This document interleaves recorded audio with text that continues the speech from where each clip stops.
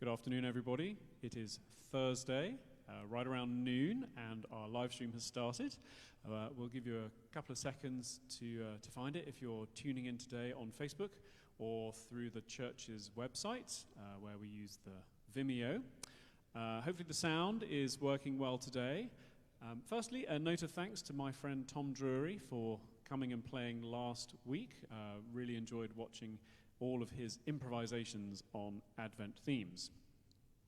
Today, I'm going to use a single theme, and all of the music is based on the melody Saviour of the Nations Come, or Nun komm der Heiden Heiland in German, but it's a really, really ancient tune. It's actually Ambrosian chant as opposed to Gregorian chant, and the melody has been around for many, many centuries.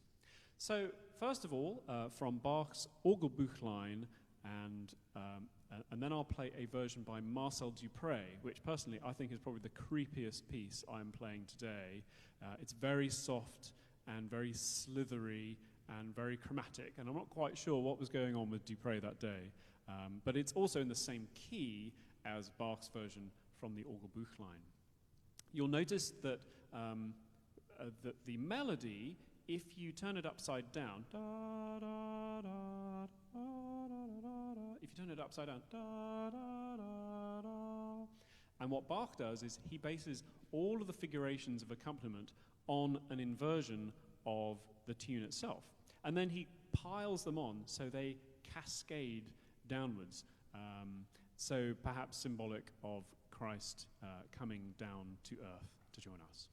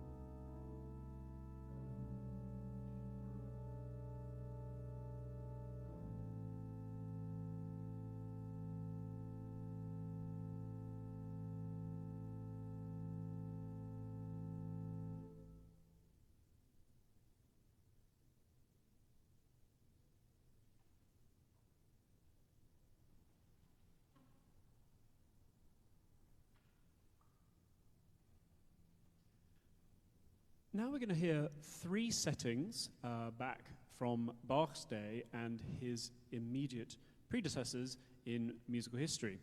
The first is a little fuguetta by Andreas Vetter. He only uses the very beginning of the first phrase of the melody. Actually, dum, dum, dum, dum, da, da, dum, dum. So it's a fuguetta which just uses that little bit, has some contrasting melodies, and that tune comes back again and again. It's just a few lines long and is a beautiful miniature.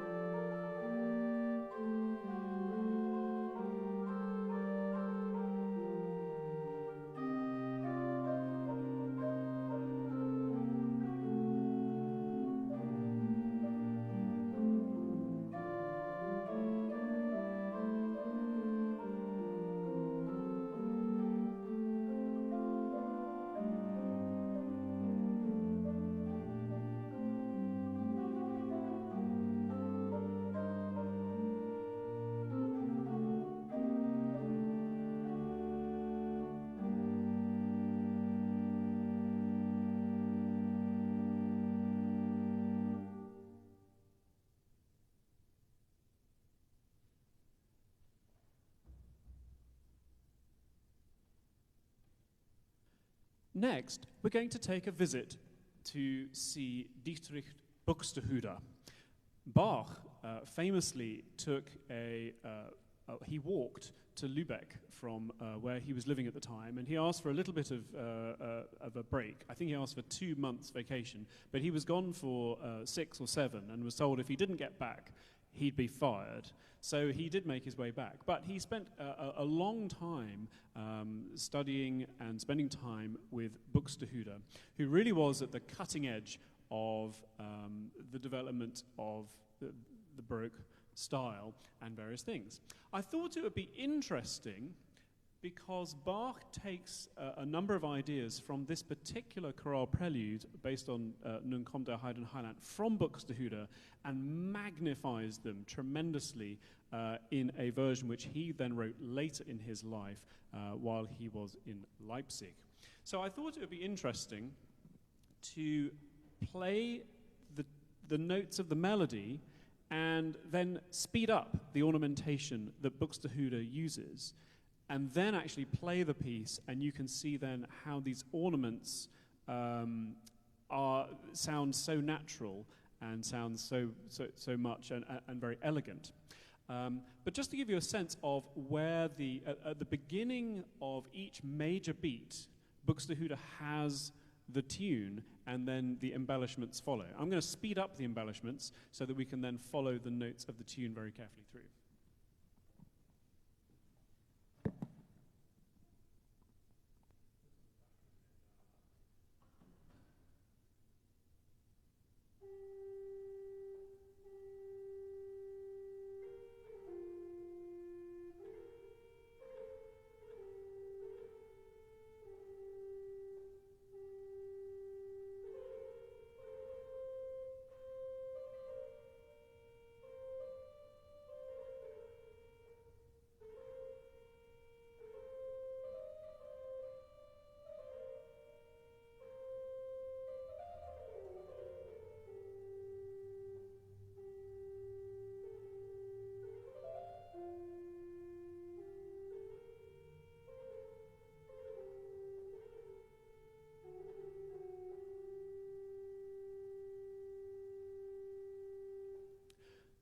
So at the very end of the chorale, Buxtehude then adds a coda that begins with an octave leap.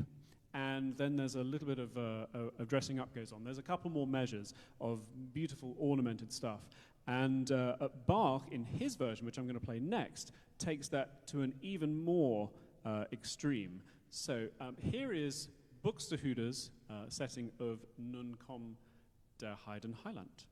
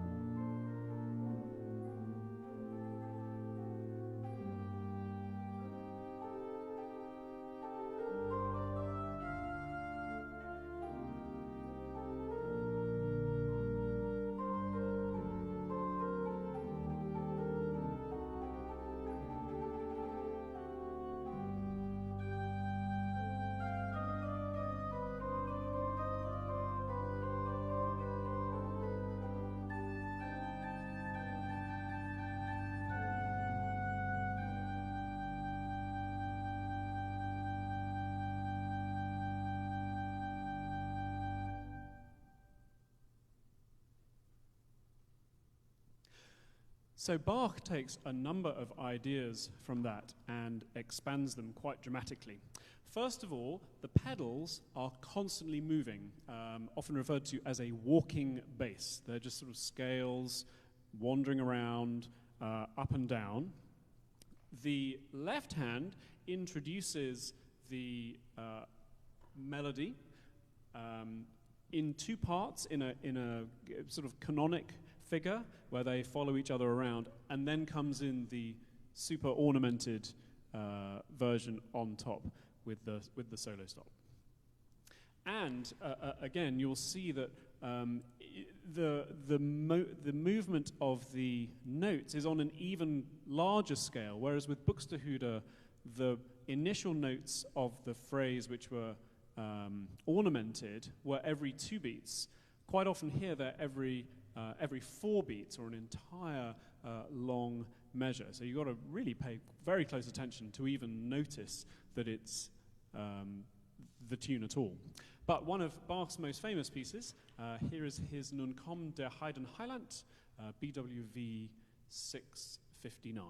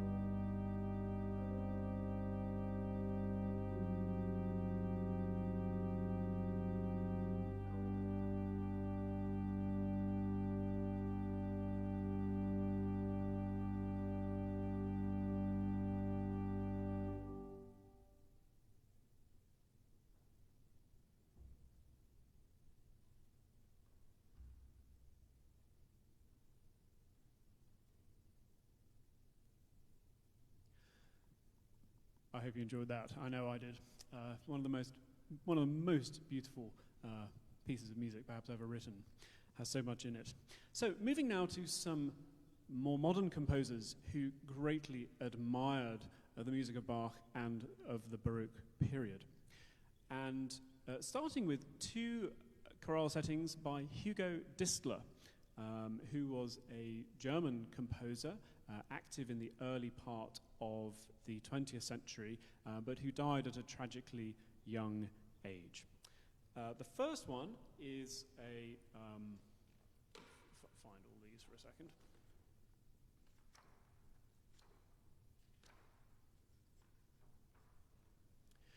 The first has some parallels with what we've heard. Again, two voices in the left hand accompanying, plus a pedal part, and then the chorale melody on top, with a little bit of rhythmic alteration. Distler's kind of famous for this, sort of adding in a beat here and there, or taking a beat away, or doing sort of interesting rhythmic things to create variety.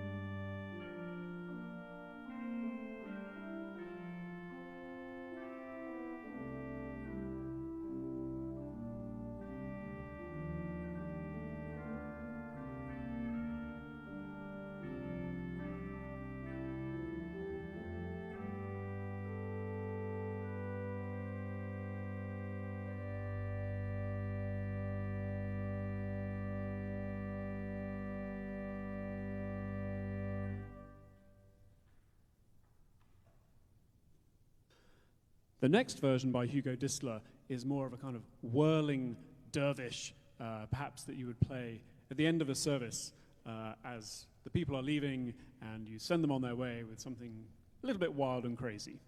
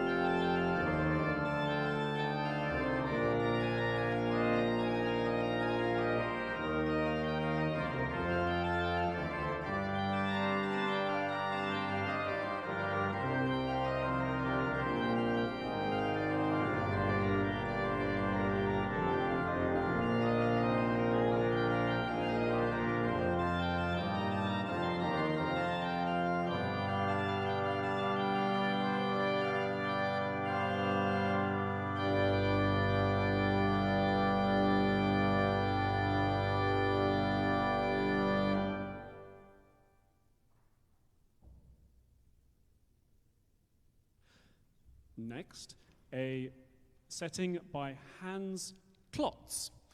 This again harkens back to earlier eras, and it's in the form of a chaconne, or it's got a ground bass, and so the pedal line is the same few notes that then repeat again and again, and the even more rhythmic latitudes are taken with the melody in this case. But you'll also hear in the accompaniment that there's a lot of the ancient sense of the chant before it was given more modern metricized rhythm to it.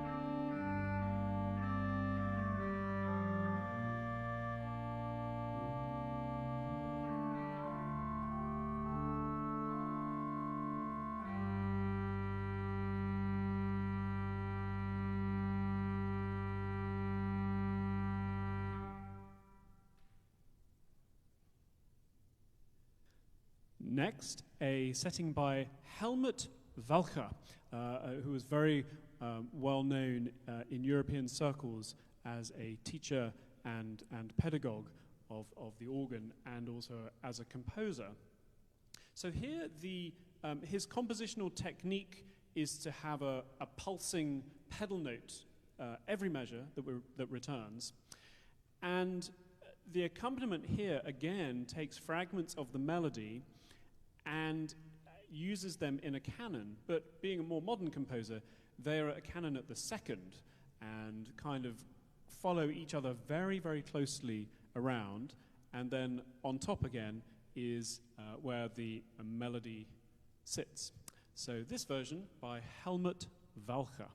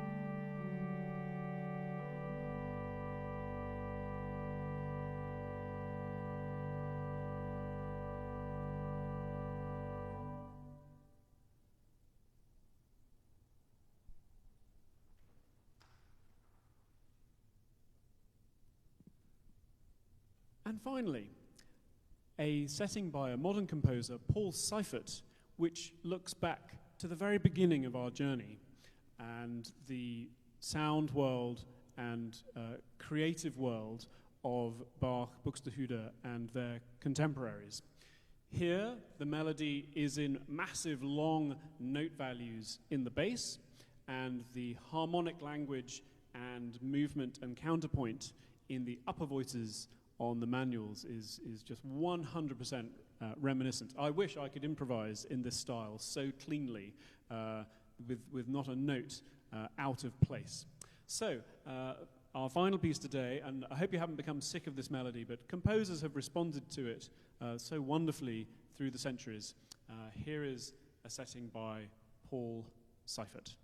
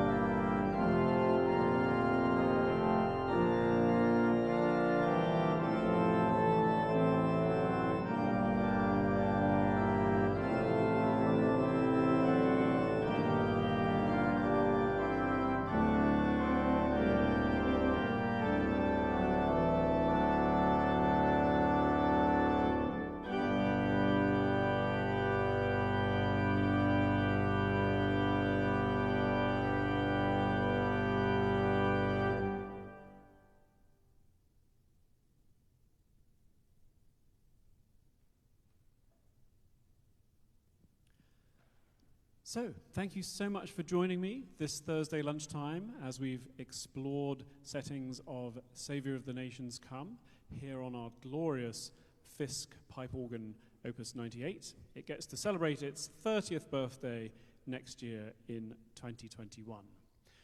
Join us online for services on Sunday at 8:30 and 10:30. We also do Advent Live for our lighting candles of our Advent reads on Sunday evening at 6, and I will be back next Thursday at noon. I look forward to seeing you then. Thanks.